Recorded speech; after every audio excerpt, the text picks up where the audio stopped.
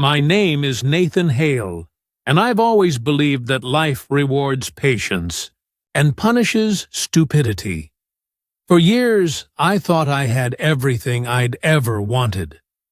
A wife I trusted, 2 kids who looked up to me, a good home in a quiet suburban neighborhood, and a job that paid the bills without killing my soul. To everyone else, we were the perfect family. But perfection has a funny way of rotting from the inside out, quietly, slowly, until one day, it just collapses. I used to think trust was the foundation of a marriage. Turns out, it's also the easiest thing to exploit. My wife, Melissa, was clever in her own ways, charming, responsible, admired by her co-workers. She had a light laugh, the kind that could calm a storm. But somewhere along the line, that laugh stopped being mine. The first signs were small. Late-night texting, the phone always face down, an extra 10 minutes in the car after work, finishing up a call. You tell yourself not to overthink it. You tell yourself marriage has rough patches, that stress and exhaustion can explain the distance. So you start making more effort. Flowers on Friday, dinner cooked on Sundays, notes left on the fridge. You try everything because that's what you do when you still care. But love doesn't fix betrayal. It only delays the moment you finally see it. One evening, I was setting up an old iPad for my son. It hadn't been used in years. When I powered it on, the screen lit up with a Facebook notification. Messenger, 3 new messages.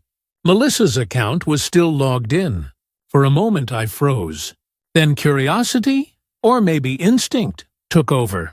What I saw wasn't explicit, not yet, but it was enough to feel the shift in my stomach. Her messages were with a man named Jim Bob Cooter, JBC, someone from her hometown. The conversation was too personal, too flirtatious, too alive. There were time gaps between messages, missing pieces that told a louder story than the words themselves, deleted texts, careful omissions, the kind of digital silence that screams. That night, she came home, kissed me on the cheek like nothing had changed, and sat in the corner scrolling on her phone, smiling at a screen I couldn't see. I went to my office, shut the door, and opened Messenger again on the iPad. I watched the conversation update in real time. Line by line, I saw my wife tearing me apart, mocking my habits, my fears, my insecurities, the ones I'd shared in confidence. She wasn't just unfaithful, she was cruel. I remember gripping the edge of my desk so hard my knuckles turned white. I wanted to storm out, to yell, to throw her phone against the wall. But anger is a luxury for the unprepared. I wasn't going to make a scene. Not yet. That night, I poured 2 fingers of whiskey, sat in silence, and made a decision. I wouldn't confront her until I had everything. The next morning, she acted like everything was fine. She packed lunches, kissed the kids goodbye, and left for work. The perfect suburban wife. I stayed home, told my office I needed a personal day. I wasn't sick, but I was done being blind. For the next 2 weeks, I played the role of a husband in recovery. Flowers, dinners, kind texts, every move carefully designed to make her comfortable. While she relaxed, I collected screenshots, timestamps, hotel confirmations, subtle inconsistencies. Every night she texted her girlfriends. I sat in my office watching the live feed of betrayal unfold on that old iPad. The conversations evolved from teasing to sexual, from jokes to "I miss you," from fantasy to planning. That's when I found it. A message that changed everything. Can't wait to see you next weekend. I booked the suite. Same place as before. Melissa replied with a heart emoji. And just like that, I had my window. I didn't rage. I didn't cry. I simply looked at the message, exhaled slowly, and said out loud, "Okay, Melissa, let's see how this ends."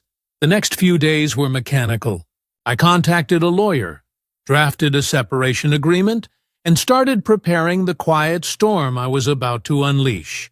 While she talked about spa trips and self-care weekends, I was building her exit plan, one she wouldn't see coming until it was too late.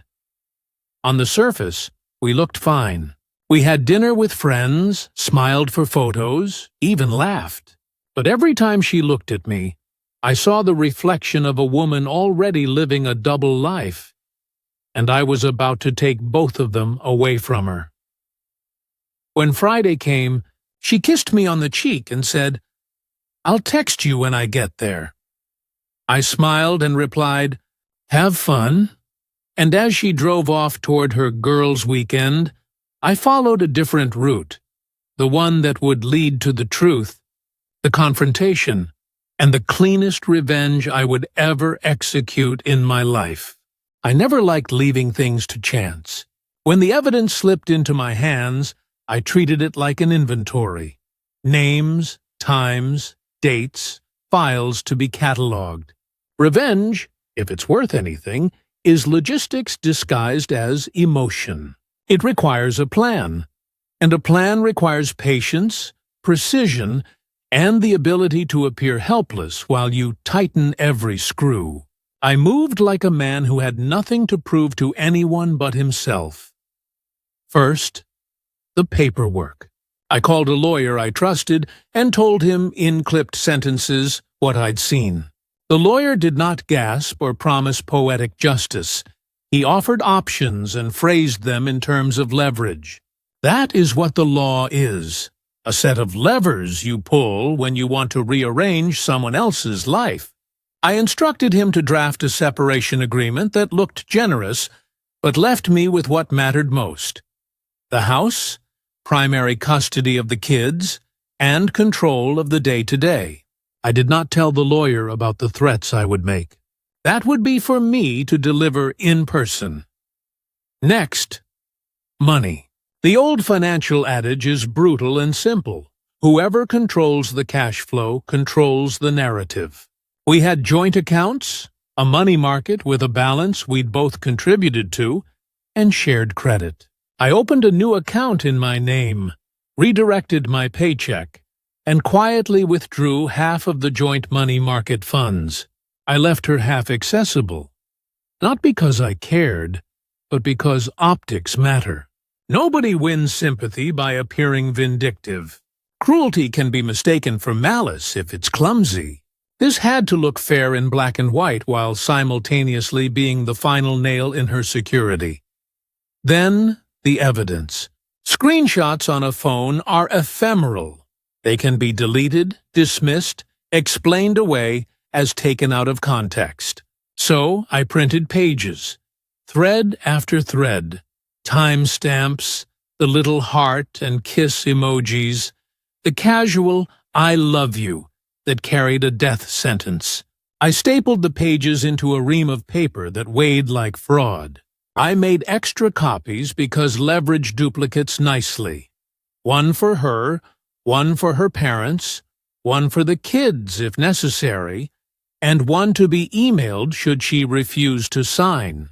The smell of ink and office paper has its own kind of power. It makes secrecy tangible. I rehearsed my restraint. Restraint is a public performance for private ends. You have to convince the other person you are broken, that their betrayal has crushed you into begging. False collapse works wonders. People instinctively lean toward absolution when they think another is already contrite. So, I cultivated an appearance of a man in recovery.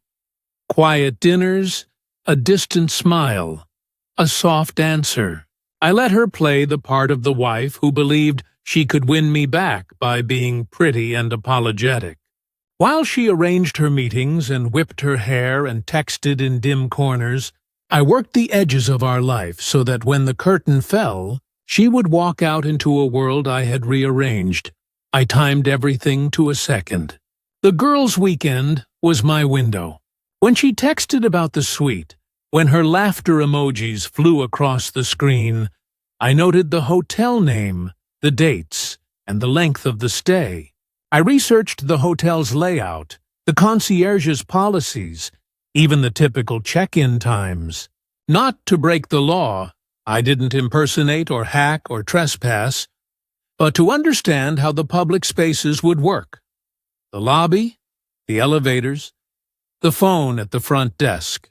Simplicity is the hallmark of good theater.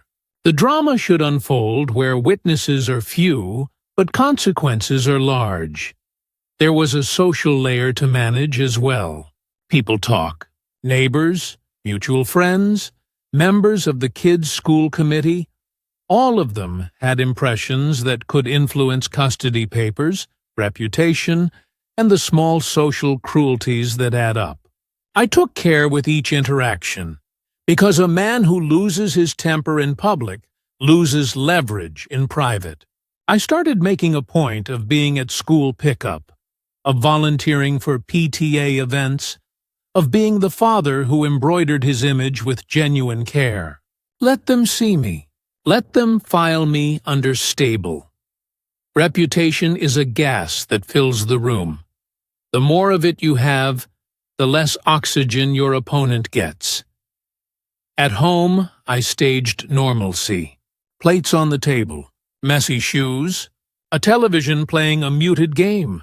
The false ordinary makes the extraordinary sting harder. If she returned to a wrecked home, if I yelled and stormed and spilled truth on the kitchen counter, the spectacle would be temporary, and the sympathy it generated might be misdirected. Instead, I painted the picture of a man who had been wounded, not enraged, which is to say, predictable and thus easier to manage. There were practical details that felt almost petty and were, in truth, essential. I changed passwords to shared streaming accounts, updated calendar entries so school events appeared under my name, and made sure the children's pediatric records had the correct contact details. These things read like minutia until you realize they determine who gets calls at 2 in the morning, who can authorize a field trip, who signs permission slips. Custody is decided at kitchen tables just as often as it is in courtrooms. The small administrative acts were armor. Emotionally, I prepared my tone. In private, I kept to a measured cadence, a voice that sounded like resignation. But behind that tone, I had a file system in my head. What to say in the lobby, how to present the agreement, how to avoid giving her the opportunity to strike back. People who cheat on marriages are often not prepared for the quiet counter-moves of someone who's practiced silence. They expect fireworks. They don't plan for an opponent who hands them a document with a smile. There was one more piece to the setup. Insurance. Not of the financial kind, but of narrative. If she denied everything publicly, if she framed me as the villain who humiliated her in a hotel lobby, I needed witnesses who'd see me as ordinary and rational. So I scheduled a friendly lunch with a neighbor who'd never heard the intimate details, but who could attest to my composure. I asked him, casually, whether he'd mind being a neutral reference if the kids needed a steady home. He agreed, clueless, and that was perfect. What mattered most was someone's perception, not their knowledge. A man who is calm in front of others becomes hard to discredit. Then came the separation agreement itself. The lawyer's draft looked reasonable on paper. No child support immediately, weekend visitation, a buyout option for the house, and clauses that favored custodial stability. In the right hands, the agreement reads like compromise. In the wrong hands, it becomes a device that forces someone to choose between dignity and security. I printed the agreement and slipped it into a folder with the screenshots, leaving only the soft edges of the plan visible. The folder would be my instrument in the lobby. The last act of the setup was internal. I rehearsed how the night would feel. I practiced taking a breath and speaking without venom. My plan hinged on leverage, shame, reputation, custody. Any sign of hysterics would dissolve those levers into unmanageable puddles. So I built a face of quiet sorrow, a mien that signaled to the world I had been wronged but was not broken. The world likes to place value on stoicism, and so I would make stoicism my mask. When the day finally arrived, I felt neither triumph nor anticipation. I felt the flat, clinical focus of a man who had checked off tasks on a list and was now ready to execute the one remaining step: confrontation. The setup was complete. The rest would be performance and consequence. And for the first time since I discovered the messages, I allowed myself a small, cold satisfaction. The storm I'd been assembling would not chant or roar. It would be a precise instrument that left little to chance. I packed the folder into a briefcase, slid the cashier's check into an envelope, and left the house with the same casual composure I had shown the week prior. The neighborhood was indifferent, the day ordinary, and in that ordinariness lay the exquisite cruelty of what I was about to do. The hotel lobby smelled like citrus and disinfectant, an air of manufactured comfort that always makes private disgrace feel smaller because the setting is so ordinary. I arrived early, not because I needed to be there, but because timeliness is its own kind of pressure. People who cheat expect chaos. They aren't ready for a man who arrives like an appointment. I checked my tie in a glass panel, composed the face I'd been rehearsing for days. Soft regret, polite exhaustion, and walked toward the front desk. The clerk was young and efficient, the kind of person trained to solve minor disturbances and hand out amenity coupons without emotional investment. I asked to use the house phone to call a room. My voice was neutral, the syllables practiced until they had no tremor. He connected me, and a man answered on the other end with the casual self-possession of someone who did not yet know the walls were closing in. I said the name, JBC, and asked if he could bring the woman accompanying him down to the lobby. I kept my tone conversational. My intent was to introduce a small, incomprehensible pressure. There was a pause, shuffling, and then an attempt at denial. He sounded like someone peeking through curtains. I told him I would call Mrs. Cooter. Again, a bluff, and hung up. I gave him 5 minutes. That little ultimatum wasn't theatrical. It was a calibrated choice intended to force motion. People hate being rushed when they are trying to hide. The pressure invites mistakes. The elevator dinged and she stepped out, hair slightly windblown, cheeks flushed with the light bravado of someone who had convincing alibis. A smile practiced to be believable. She didn't expect the throat of the man across from her to hold the quiet gravity of an accusation. She looked at me, and for a fraction of a second, the face she wore toward strangers slipped. There was fear there, swift, involuntary. That was enough. Sit, I told her. It wasn't loud. It was a command softened by the public hush of a hotel lobby, and she obeyed. People stared for a beat, and then resumed their own trivial dramas. Perfect. I handed her a folder and set the briefcase beside my knee. I never raised my voice. I had no need to. You know why I'm here, I said. Because a question would have given her the shivering pulpit of protest. Statements are cleaner. They allow little room for theater.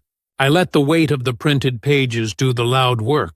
She tried the immediate instinct: deny, deflect, minimize. The motions of guilt are always the same. Minimize the facts, attack the messenger, demand context. She said it wasn't what it looked like. She said she was confused.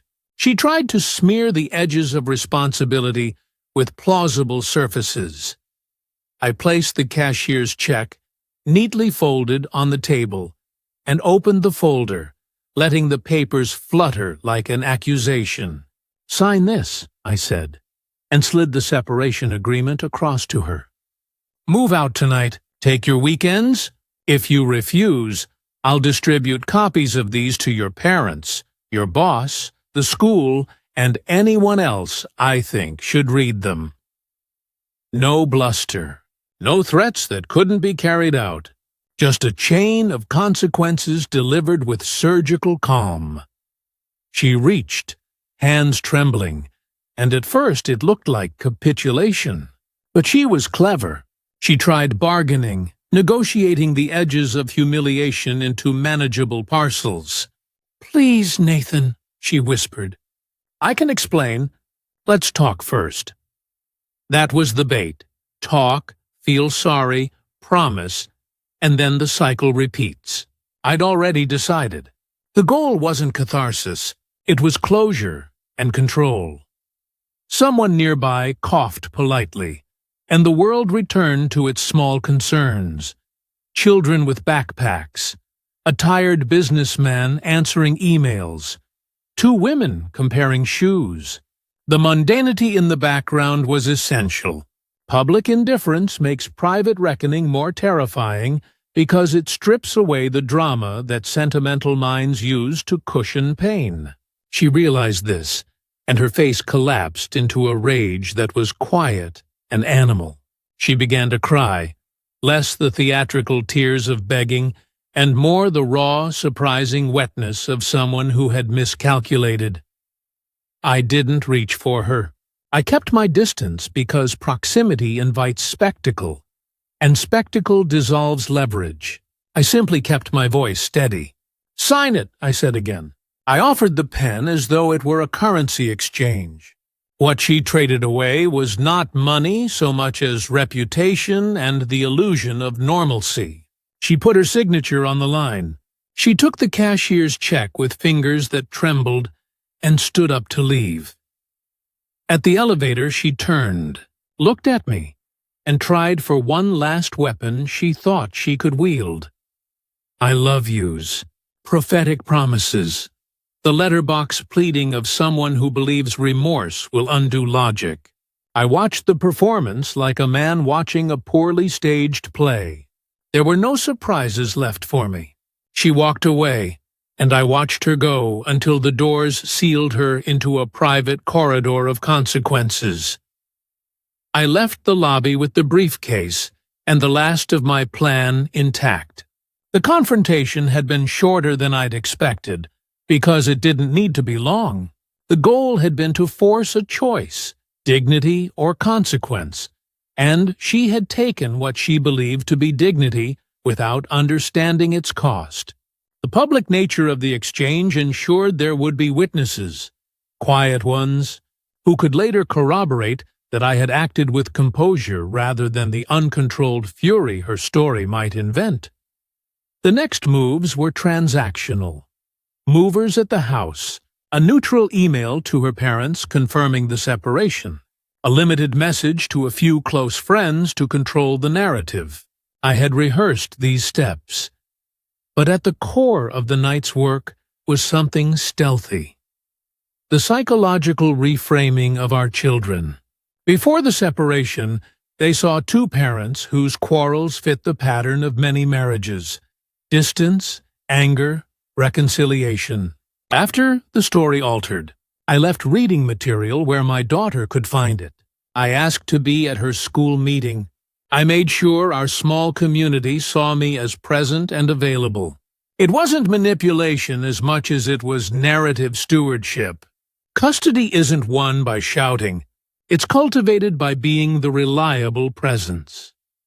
That evening, I sat alone in my car in a strip mall parking lot and let the adrenaline ebb.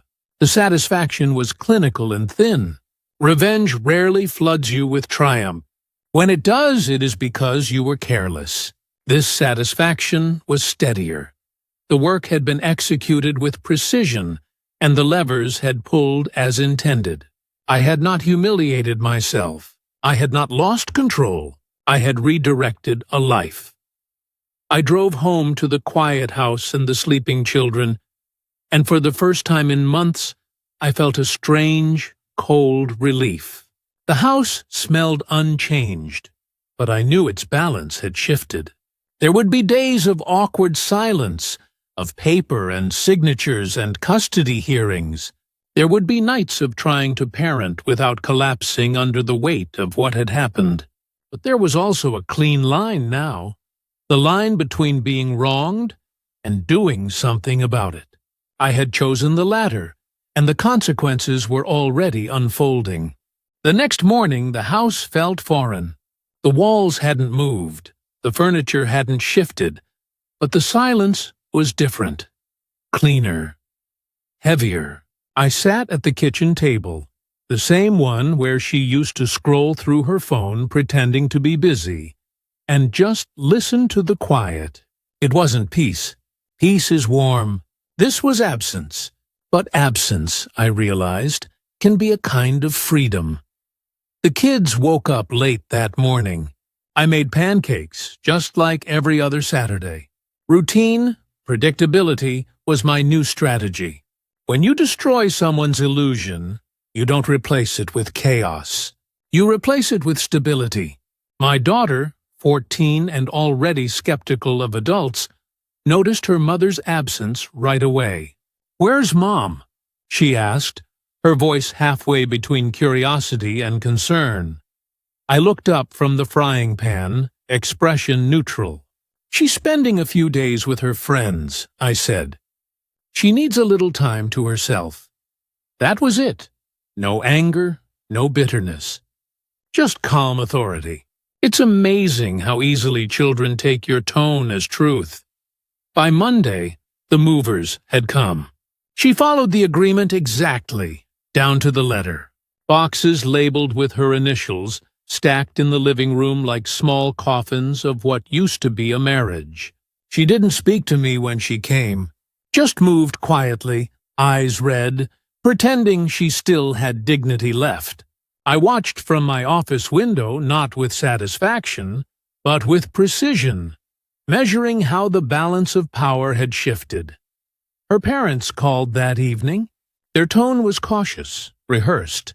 She must have told them her version of the story, probably that we were taking time apart. I could hear her mother's disappointment crack through the politeness. I didn't expose her yet. Timing, I reminded myself, is everything in revenge. A story told too early loses its leverage. At work, I told my boss I needed a personal leave. Mental health, family crisis, the usual euphemisms. He didn't question it. Corporate life is full of polite blindness. I started seeing a therapist, mostly for documentation. Paper trails help when you're planning a long-term custody case. Every record of emotional distress, every note of me being a responsible father, was another thread in the net I was weaving. A week passed before she reached out again. Texts, emails, voicemails. "Can we talk?" "Please, I need to explain." I ignored them. I wanted her desperation to grow legs. Only when I felt she was sufficiently broken did I respond. "We can talk after work. Come by the house." She arrived early. Always a mistake. It gave me time to watch her sit in her car, gathering courage. When I finally opened the door, she looked like she hadn't slept in days. "Nathan," she started, voice trembling, "I made a mistake. I don't even know why I did it." I let her speak. Sometimes silence is the loudest interrogation. When she was done, I nodded slowly. "I'm not angry anymore," I said. "But I can't forgive you. Not yet." That line hit her harder than yelling ever could.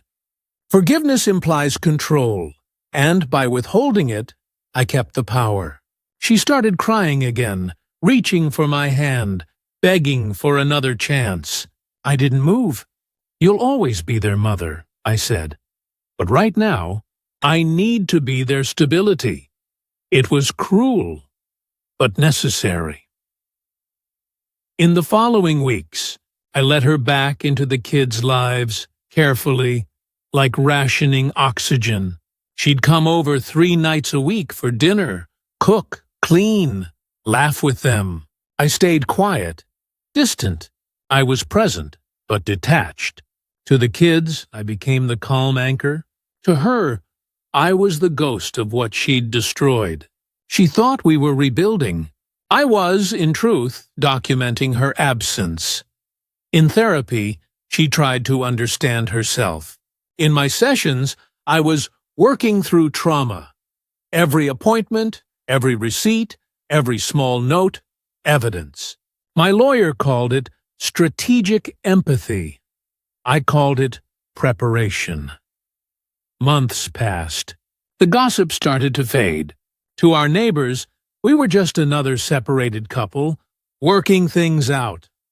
Perfect. Normalcy is camouflage. During that time, I began shaping the narrative for my daughter.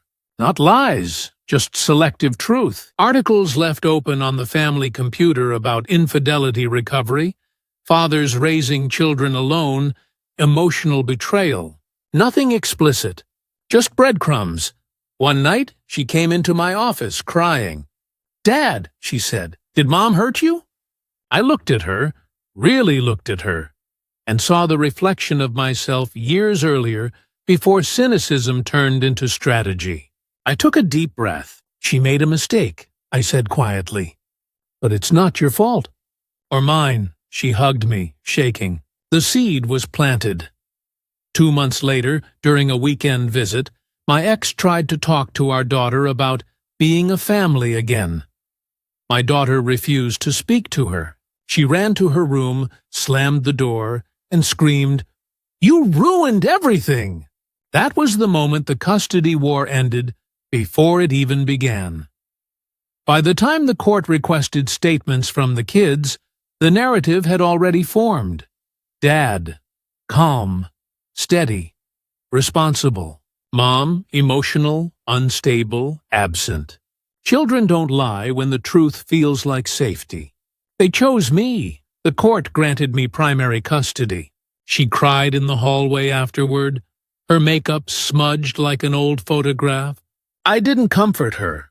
I just said, "I hope you find peace." It wasn't mockery. It was dismissal.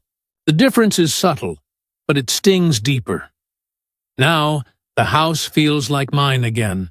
Not the same, never the same, but cleaner, quieter. The kids laugh. They sleep through the night. They're healing, even if they don't realize it. And me?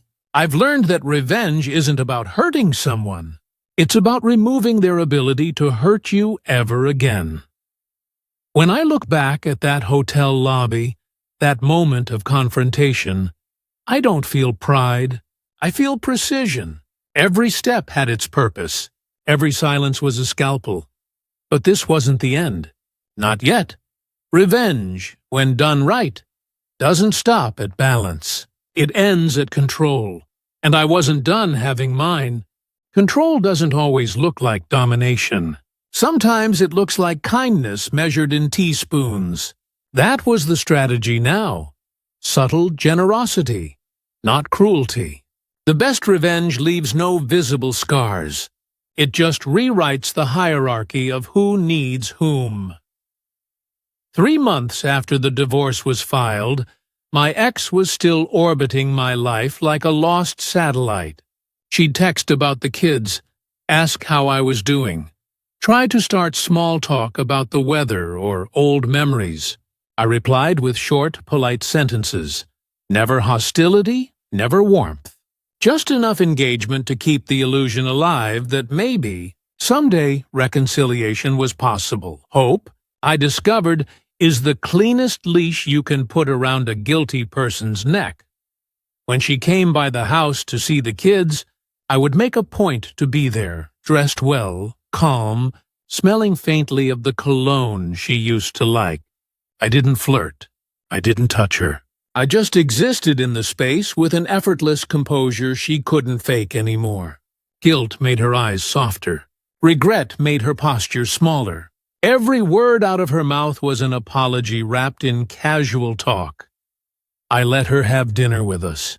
She'd cook, serve the kids, even clean afterward.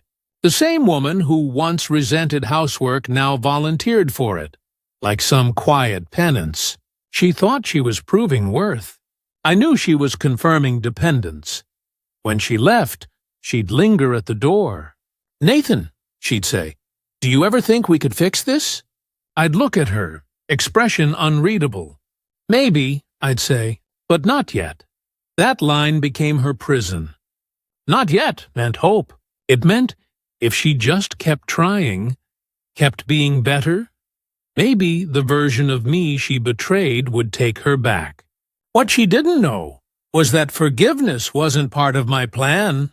Only leverage was. Meanwhile, I was building my new life quietly. I worked part-time, spent time with my kids, and when they went to her place for the weekend, I allowed myself indulgence. Nights out, casual dates, the occasional Tinderella encounter. I never flaunted it. I didn't need to. She found out eventually, of course. They always do. When she asked about it, crying, voice trembling, pretending not to care, I told her, "You and I aren't together. I'm allowed to move on." That crushed her more than any insult could. The calmness is what made it lethal. The thing about guilt is that it doesn't disappear. It transforms. It turns into submission, quiet compliance, desperate affection. She started offering favors, picking up groceries, fixing things around the house, helping the kids with projects. I accepted all of it. Gratitude is cheap. Control is priceless. Our therapist, yes, the one she insisted we keep seeing just to talk, watched the dynamic shift.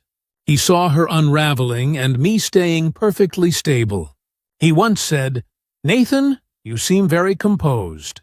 Do you feel you've processed everything?" I smiled and replied, "I'm getting there." He nodded, satisfied. He didn't realize I wasn't processing anything. I was preserving it. Anger fades when you talk it out. I wanted mine sharp, hidden, and functional. At home, I played the role of the good father, cooked breakfast, helped with homework, showed up at every recital. My daughter looked at me like I was the safest man alive. My son wanted to be me, and their mother watched from the sidelines, excluded, invisible, punished not by cruelty, but by irrelevance. One evening, she stayed late after dinner. The kids were asleep.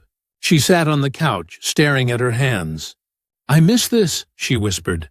I said nothing. The silence stretched until it became unbearable. Then she leaned closer, testing the air between us. "Can I just—" Her hand brushed my knee. I didn't move. I didn't stop her either. She kissed me. Guilt tastes like salt in memory. When she pulled back, searching my eyes for approval, I just said, "You should go."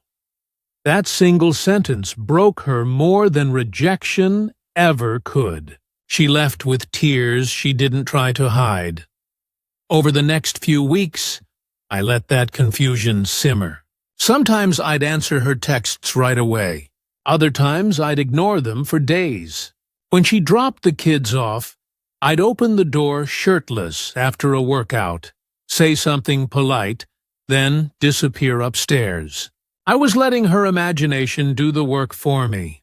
She began confessing about her therapy, her guilt, her sleepless nights. I gave her nothing in return but quiet acknowledgement.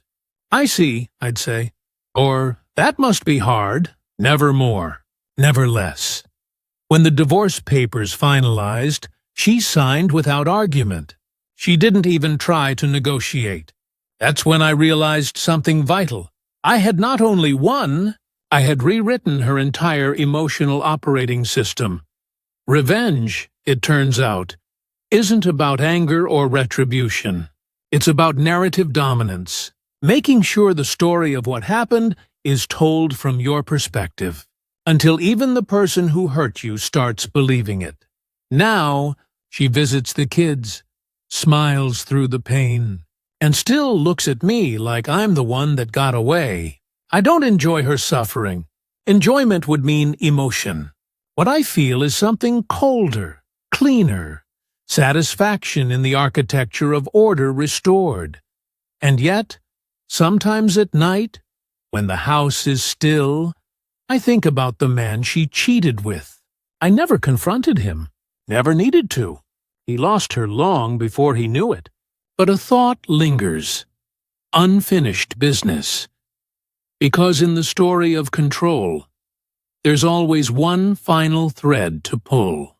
Revenge doesn't end when the papers are signed. It ends when every thread is tied, quietly, surgically, without blood, but with precision. Her lover's name was Eric Donovan, corporate recruiter, mid-30s, polished smile, bad whiskey habit, and a confidence that only comes from borrowing other people's dignity. I never confronted him after the hotel incident. I didn't need to. He thought he'd won something. He hadn't realized yet that some victories are just delayed traps. I started small. Observation first. Every predator knows the terrain before the hunt. Through a few connections, a former colleague, a LinkedIn search, a casual coffee chat, I learned where Eric worked. A boutique recruitment firm in the city. I didn't stalk. I studied. His pattern, his weaknesses, his blind spots. He had one: ego. The man couldn't resist admiration. Online, in bars, even in work meetings. He needed validation like oxygen, so I built a plan around that. A month later, his firm opened a new account, a mid-sized logistics company looking to expand. I had an old friend, Logan, who ran that very company. A favor later, I was consulting for them, which meant I could craft one little lie that would ripple through Eric's professional life like a fault line. Logan called him in for a partnership meeting. The conversation went well. Too well. Eric left that office convinced he was about to land the biggest deal of his career. I let him enjoy that high for a week. Then I made sure his client, Logan, received an anonymous email. The email contained snippets of Eric's texts to my ex, explicit ones, screenshots I'd quietly backed up the night I caught them, just enough to look real, but edited to suggest Eric had used corporate resources to pursue an affair with a client's wife. It wasn't criminal, but it was unethical, enough to make HR nervous, enough to trigger an internal review. By the time he realized what was happening, his boss had already suspended him pending investigation. His reputation, the one he'd built on professionalism and charm, started to crack. Meanwhile, I stayed silent. No calls, no messages. I wanted his paranoia to do the work for me. People like Eric, who thrive on perception, unravel when the mirror turns foggy. My ex called me one night, crying. "They're ruining him," she said. "He might lose his job." I didn't fake surprise. "I'm sorry to hear that," I said. "Maybe it's karma." She went quiet. Deep down, she knew it was me, but she couldn't prove it. And she wouldn't risk accusing me, because that would mean admitting what she'd done. A few weeks later, I learned Eric had been fired. The company wanted to move on without reputational risk. In other words, he was toxic now. I didn't celebrate. I didn't tell anyone. I simply noted it as a completed objective. Revenge isn't about spectacle. It's about silence afterward. But the universe wasn't done with him. A small story, rumor really, started circulating in his industry. Something about inappropriate behavior with a client. I didn't start that rumor. I just didn't correct it. It grew on its own, the way mold grows in dark, unguarded places. Within months, Eric Donovan moved out of the city. My ex stopped mentioning him. Her texts became fewer, shorter, colder. The guilt she once carried turned into quiet resentment. Not toward me, but toward herself. She'd destroyed her stability for a man who vanished. And me? I didn't feel triumph. I felt balance, because revenge, when done correctly, doesn't bring joy. It brings order. It restores the equation that someone else unbalanced. I remember sitting in my study one night sipping bourbon, watching the rain tap against the window. My daughter was asleep. My son had left a half-built Lego fortress on the table. The house was silent, except for the low hum of life returning to normal. That's when I realized the real satisfaction wasn't that I ruined them. It was that they could never ruin me again. Still, one thread remained. The part of me that wanted to know why. Why she did it. Why he thought he could take what wasn't his.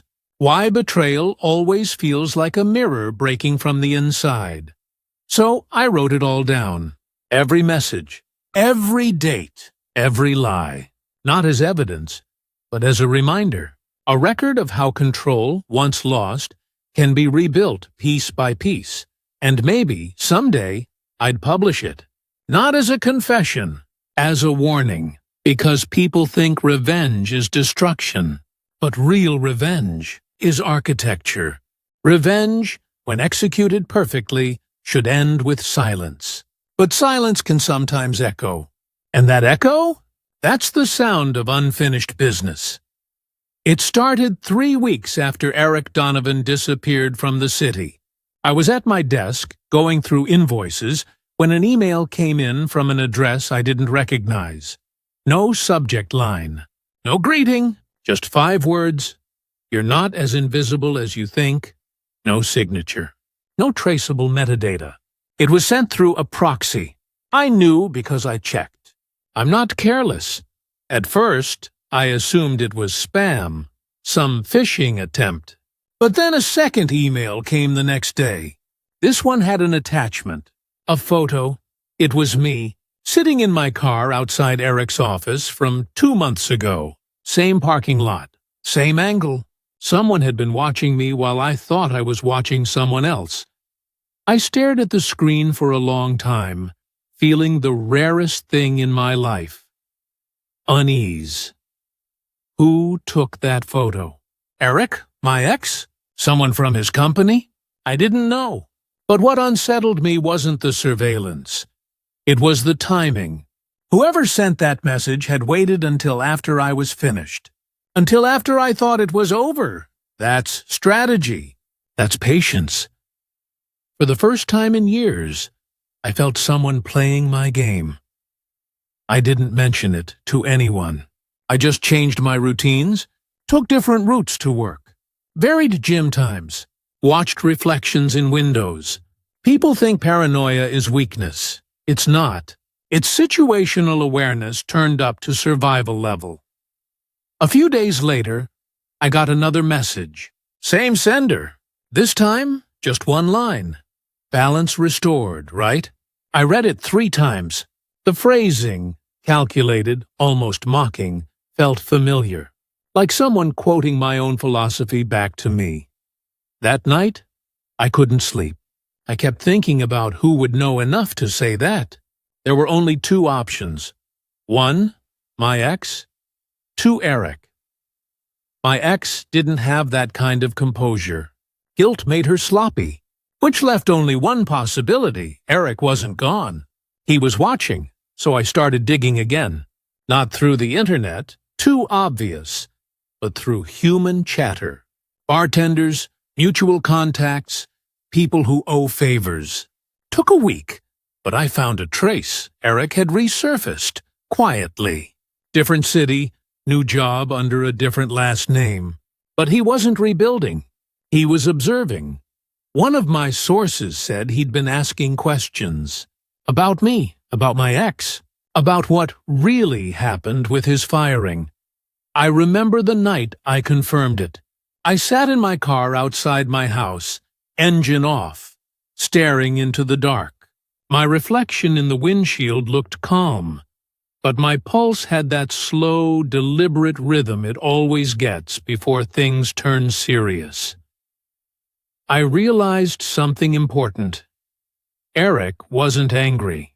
He was learning, studying me the same way I studied him. That's when I smiled. Because if he was watching, it meant the game wasn't over. It had just evolved. I sent a message to the anonymous email. Only 3 words. Your move, Eric. No response that night. None the next day. But I knew he'd seen it. He'd waited once. He'd wait again.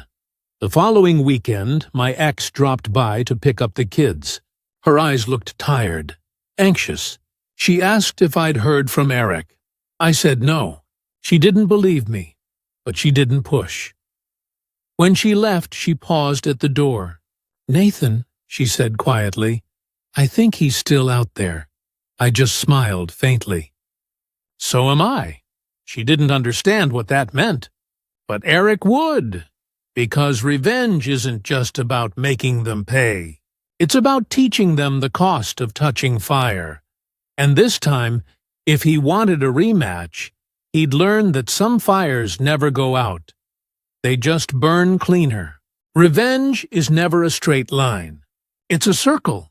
Sooner or later, everything you throw out there comes back around, clean, sharp, and aimed right at you. 3 weeks after my last message to Eric. Your move. He finally took it. It started with a voice. I was walking to my car after a late meeting, night air sharp with winter, when I heard it. "Nice car, Nathan." I turned. There he was, Eric Donovan. Same sharp jawline, but thinner, older. The kind of tired that doesn't come from lack of sleep. It comes from obsession. He looked at me like he'd been rehearsing this moment for months. "Been a while," I said.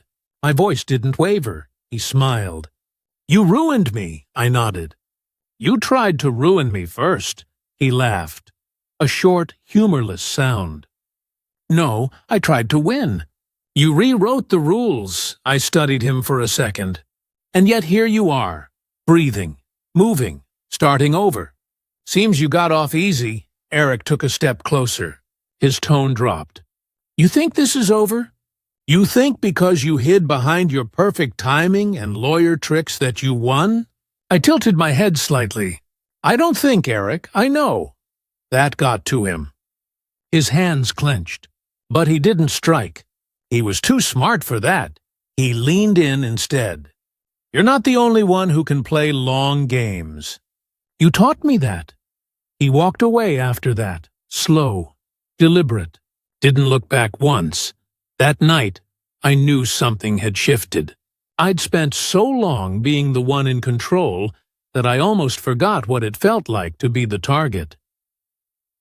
2 days later, small things started happening. My car alarm would go off randomly at 3 a.m. My mailbox was left open. Someone sent flowers to my office under my ex-wife's name. All subtle. All psychological. I knew the tactics. I'd used them before. He wasn't trying to destroy me. He was trying to unsettle me. And that was smart. Because the thing about control is, when you lose just a fraction of it, your brain fills the gaps with monsters.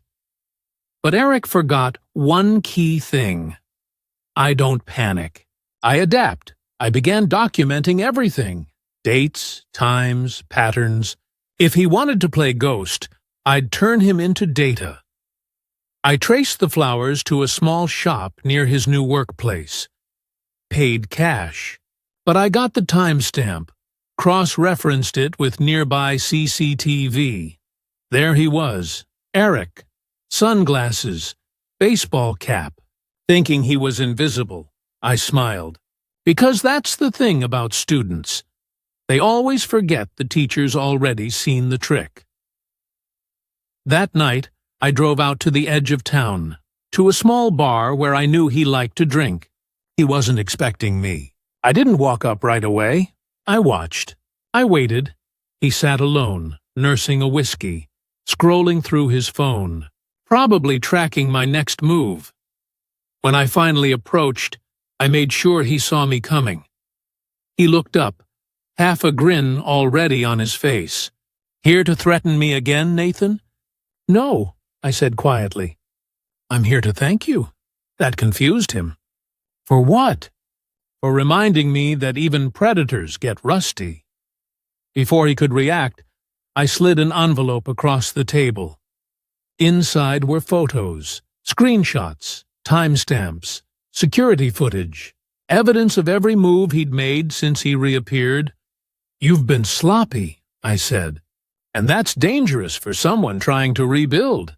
His grin faded. I leaned closer. "You think you're my reflection, Eric. You're not. You're a reflection of what happens when someone like me leaves a job unfinished." He swallowed hard. "What do you want?" "Balance," I said. "And for that, I need you to disappear again. But this time, for good." He shook his head. "You won't go to the police. You're not that type." "You're right," I said, standing up. "I don't go to the police. I become the reason they start looking for people like you." I left the bar without looking back. That night, he sent one last message, a single line. "This isn't over." I didn't reply. I just archived it, because in my mind, it was over. But deep down, I knew something he didn't. People like Eric don't stop. They circle back. They always do.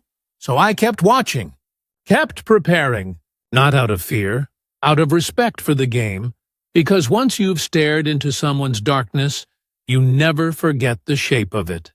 Obsession makes people sloppy. It's what I'd counted on since day one. Eric thought he'd evolved into me, but evolution takes discipline. And discipline, that was always his weakness. For weeks after our bar encounter, nothing happened. No messages, no sightings. It was too quiet. The kind of silence that makes your instincts sharpen instead of relax. Then, one evening, I came home and found my front door slightly open. Just an inch. Enough to make my pulse slow down and my senses wake up. I didn't walk in immediately. I stood outside, watching the faint reflection of movement through the hallway mirror inside. Someone was there. Eric had finally stepped out of the shadows. I entered quietly. No sudden moves. No noise. I could hear drawers opening upstairs. Methodical. Slow. Not searching for valuables. Searching for something personal. Control. That's what he wanted. To prove he could take from me what I'd taken from him. I walked up the stairs, one at a time. When I reached the top, I saw him, standing in my office, holding one of the framed photos of my kids. His back turned. "Put it down, Eric!" He froze. Didn't turn immediately. Then, slowly, he faced me. Eyes hollow. Face thinner than before, shaking slightly. "You destroyed my life," he said. His voice cracked, but his stare didn't. "You made sure I lost everything. My job, my name, my wife." I stepped closer, careful, quiet. "You destroyed your own life. I just built a mirror and let you look in it." His jaw clenched. "You think this makes you better?" "No," I said evenly. "It just makes me finished." He laughed, bitter, exhausted. "You think you can end this?" "Yes," I said. "Because I already have." He frowned, confused. Then his phone buzzed in his pocket. He looked down. His eyes widened. New email. 1. From Human Resources, Hartwell Systems. Subject: Termination Notice. He looked at me, confused, trembling. "What is this?" I stepped closer. "I told you. You were sloppy. You tried to rebuild under a false name. Hartwell Systems? Same industry, same behavioral pattern. Did you think no one would notice? He pulled the phone out, scrolled through. The email detailed an internal ethics investigation, screenshots, fake whistleblower claims, security reports, all compiled neatly, all traced back to him. "You!" he whispered. "Yes," I said. "You wanted to live like me?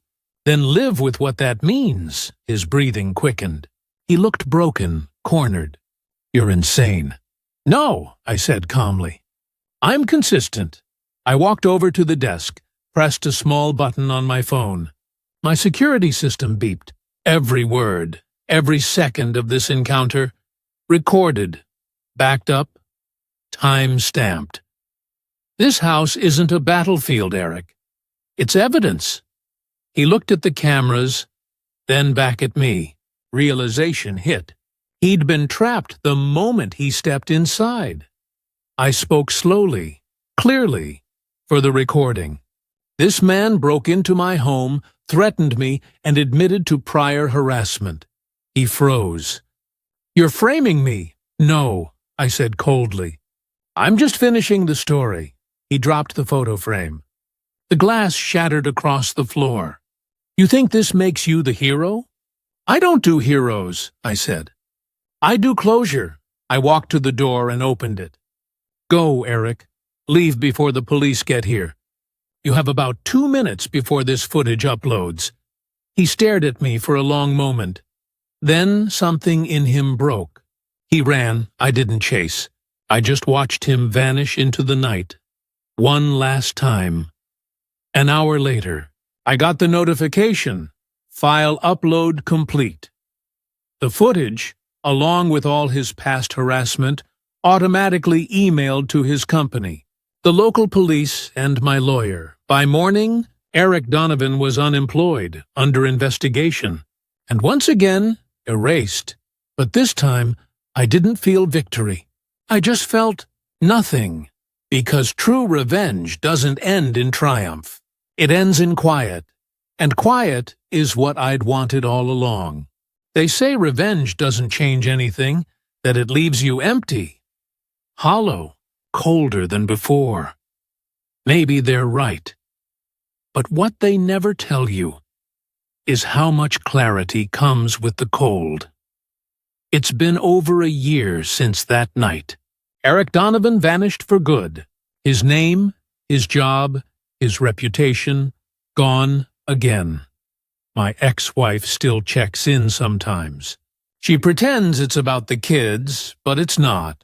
Guilt ages people faster than time ever could. And me? I work, I parent, I breathe, but I don't feel guilt. I don't feel pride, I just exist. Because here's the truth. Nobody wants to admit. Revenge isn't about rage. It's about balance. The world doesn't punish betrayal. It rewards it. Lies get promotions. Manipulators get applause. Good people get stepped on. And, if you're lucky, if you're patient, you learn how to make gravity shift back in your favor. When Eric burned me, I didn't scream.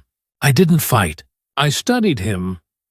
And when the time came, I didn't destroy him out of hatred. I erased him out of necessity. That's the difference between emotion and precision. But sometimes, late at night, when the house is quiet and the air feels heavier than it should, I think about the game, about how close it all came to falling apart. And I wonder, was I really the predator? Or just another man who built his identity around control? Maybe the mirror doesn't lie. Maybe we both became the same thing. The only difference is, I learned how to live with it. That's the thing about revenge. It never ends clean. It just ends. Beat of silence. So, what would you have done? If someone humiliated you, betrayed you, tried to burn your life down, would you forgive them? Or would you wait in the dark and teach them what balance really feels like? Tell me in the comments. And if you've made it this far, hit that like, subscribe, and turn on the notifications, because more stories like this one are coming. Real stories. Cold stories. Stories that remind you. Even the quiet ones can burn the brightest when you push them too far.